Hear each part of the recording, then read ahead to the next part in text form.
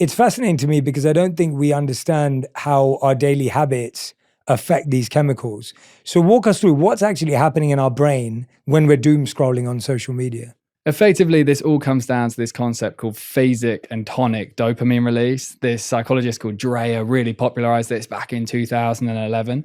And what you basically see is when we interact with social media, you get a rapid rise in dopamine, which is why when you open the social media app, you immediately feel extremely good.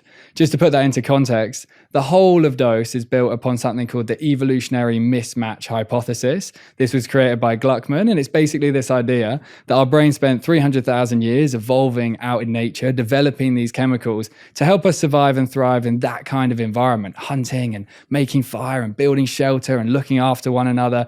And with dopamine specifically, the only way we were capable of accessing it was through hard, challenging activities. We had to effectively earn the increase in dopamine. And we might have experienced that like once or twice a day, like the fire finally lit, or we successfully caught some food or whatever it may be.